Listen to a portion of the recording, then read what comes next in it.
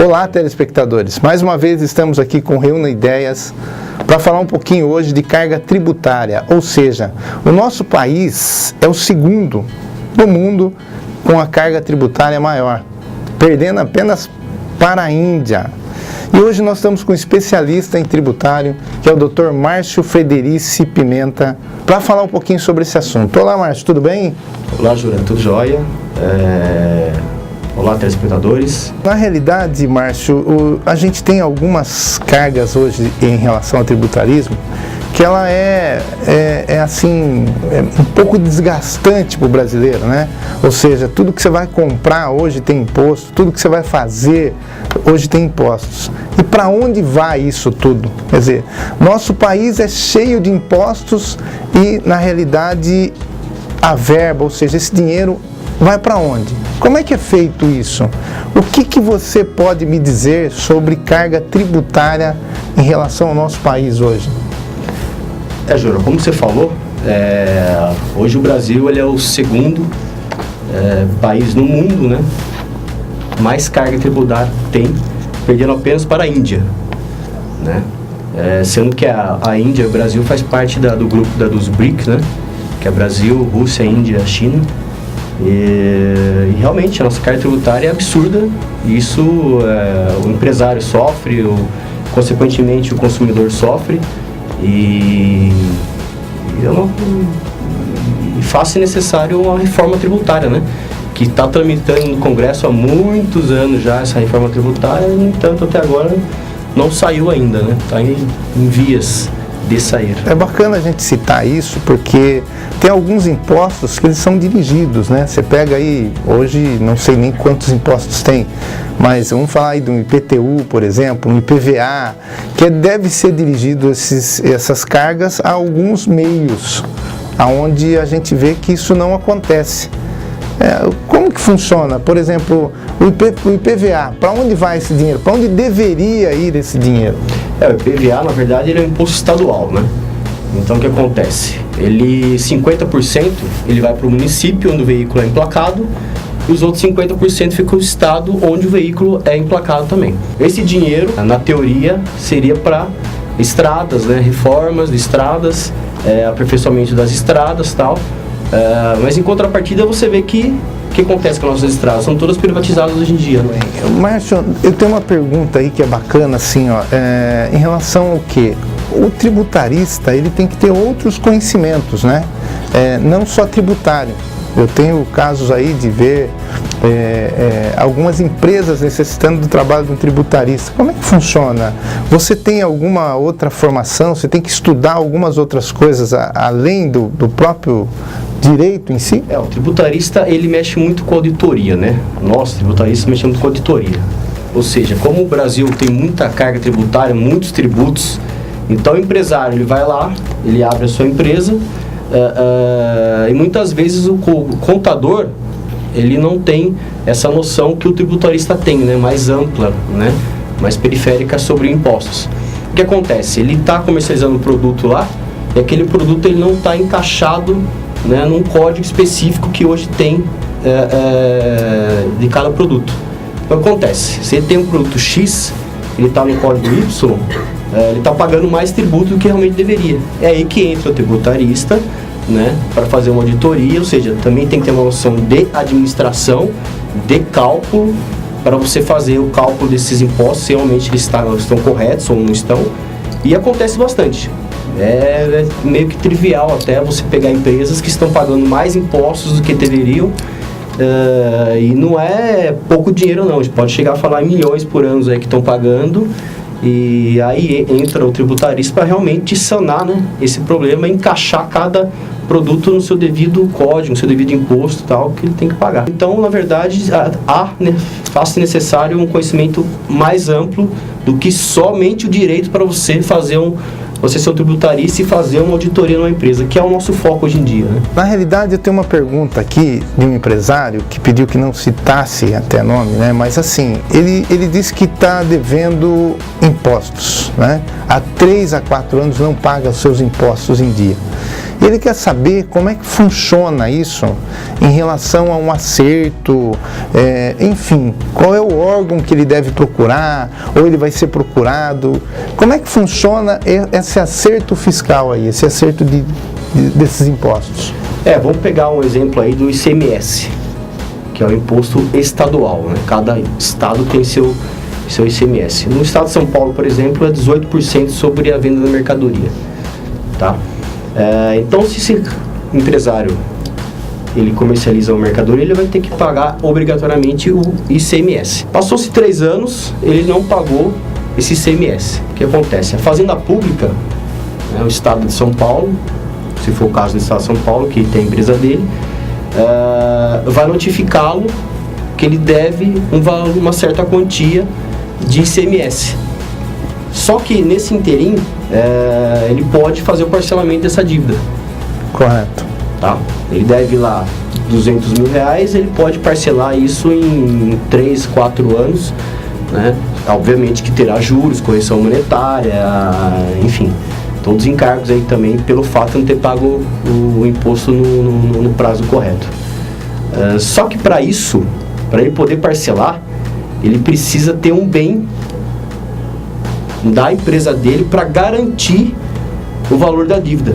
Ou seja, ele tem lá 200 mil de dívida, ele tem que ter algum equipamento na empresa dele que vale os 200 mil reais para ele poder dar em garantia para poder parcelar, que nós chamamos isso de garantia do juízo. Esse bem que é dado em garantia para você poder parcelar o débito chama-se garantia de juízo, que é nada mais que você dar um bem da empresa em garantia para o pagamento do parcelamento da dívida. Caso ele não tenha esse bem, qualquer coisa pode ser. Como que funciona?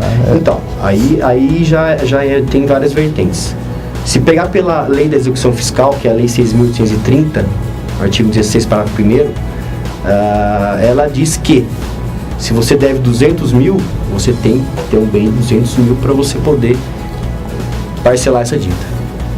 Em contrapartida, os tribunais, né, a jurisprudência atual, tem entendido que não é necessário você ter um bem, uma máquina, ou seja, um computador, seja o que for dentro da empresa lá, ou um veículo que esteja no nome da empresa, não é necessário que seja 200 mil reais. Pode ser parcial esse valor, ou seja, se você tem um bem de 100 mil, 150 mil, os tribunais estão aceitando um valor menor do que a dívida para você poder parcelar essa dívida. Afinal, o empresário está com o intuito de fazer o pagamento e com esse entrave de você não poder parcelar porque você não tem um bem do valor para você dar em garantia, realmente seria um empecilho para ele continuar a atividade comercial dele, né? Então o juiz entende que pelo fato dele querer fazer essa negociação, é possível fazer com um valor menor. Exato. O bem aí de garantia. Hoje, atualmente, a jurisprudência do juiz, né, os tribunais do Brasil têm entendido, a STJ, a STF tem entendido que não é necessário o valor total da dívida. E sim, pode ser o valor parcial da dívida para você poder fazer esse parcelamento. Perfeito. Eu tenho uma pergunta aqui da Maria Rosária, da Bahia. E ela pergunta o seguinte, eu estou fugindo bem o foco aí para vocês entenderem que o Reúne Ideias ele vai de 0 a 100. Faça a sua pergunta, mande suas questões, porque é importante para nós. Você vê, eu estou saindo de empresário para questionar a pessoa física. Ela mandou uma pergunta aqui que é bacana, é assim, ela comprou um carro em 2011, tirou esse carro zero e pagou à vista. E não declarou esse carro no imposto de renda. E hoje, em 2014, ela quer fazer isso. É possível? Como é que pode ser feito esse tipo de acerto? É possível, ela teria que fazer uma retificação do imposto de renda dela, né? Ela comprou o carro em 2011, portanto, ela teria que declará-lo em 2012. Já que ela não declarou em 2012, e também em 2013 não, ela teria que fazer uma retificação do imposto dela, incluindo esse carro como patrimônio, tá? No imposto dela de 2012 e de 2013. E daí em diante ela vai declarando todo ano que ela tem esse veículo. E quando for vendê-lo, também tem que declarar que foi vendido o valor, para quem foi vendido, o CNPJ, se foi vendido por uma empresa, ou o CPF da pessoa, se foi vendido por uma pessoa física, né? Então, mas há a possibilidade, sim, há a possibilidade de fazer uma retificação do imposto de renda dela. Eu tenho mais uma pergunta aqui, do José, do Paraná. José Mendonça, tá aí a sua pergunta. Ele pergunta o seguinte: quais são as empresas ou ONGs que têm imunidade tributária? Existe isso? Igrejas, ONG? Como é que funciona? A própria Constituição, ela traz essas imunidades, né? A Constituição de 88, ela trouxe imunidades tanto a algumas instituições, né, como a alguns materiais. Só para um exemplo, para você ter uma noção de como funciona. Hoje uma igreja, ela tem isenção, ela tem imunidade tributária. Ela não paga impostos. Ela não paga o IPTU, ela não paga o imposto de renda, ela tem essa imunidade, tá? Mais um exemplo também para entender: o papel, tá? De revistas, jornais ou qualquer tipo de informativo que circula, sobre o papel não há incidência de tributo. É imune. É imune de tributo. Então, ou também uma ONG, uma instituição de caridade, que sem fins lucrativos, ela tem esse tipo de imunidade. Isso está na nossa Constituição, tá? Seria apenas o papel. O papel. A prestação de serviço, quando ele vende um anúncio ou algo semelhante, ele tem que pagar imposto. Tem que pagar imposto. É só sobre só o na papel. Compra do papel. Isso, que ele tem imunidade. A compra do papel do jornal, a compra do papel da revista, ele vai ter essa imunidade, né, do imposto sobre o papel, não sobre a venda da revista, não sobre o anúncio, enfim, só sobre o papel, né, que ele vai deixar de pagar esse imposto aí. Estive hoje com o Márcio Frederici Pimenta, Dr. Márcio Frederici Pimenta, falando um pouquinho para você de tributarismo. Quero agradecer a sua presença, muito obrigado. Eu espero que você, telespectador, que tem suas dúvidas sobre esse assunto e outros, mande suas questões para nós. Está aí em GC o nosso e-mail. Mande para nós em qualquer área que for. Nós vamos trazer aqui especialista para falar sobre o assunto.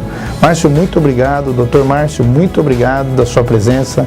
E espero contar contigo, porque pode pintar outras questões aí que a gente possa ter que responder. O Brasil, com tantas cargas tributárias, com certeza pode surgir mais dúvidas. Mas eu agradeço, Jura. Muito obrigado pela oportunidade aí de trazer para o público esse esclarecimento, né? Que, na verdade, é um assunto muito complexo. E com certeza deu para esclarecer a dúvida dessas pessoas e quem está assistindo também. Um abraço a todos, até a próxima. Madeireira Cedrinho, quem pesquisa, compra aqui. Avenida Itavuvu, 5.373, Sorocaba. Ligue 3226-1016. Frederici Advogados e Associados, Tributário, Trabalhista, Civil. Rua Nicolau Pereira de Campos Vergueiro, 148, Sorocaba. Ligue 3013-7058. Retífica de Motores Bueno. Usinagem em motores nacionais e importados. Rua Melvin Jones, 35, Vila Angélica, Sorocaba. Ligue 3223-3222. Indústria News. Acesse o nosso site revistaindustrianews.com.br. A porta-voz da indústria regional. Ligue 2102-4719.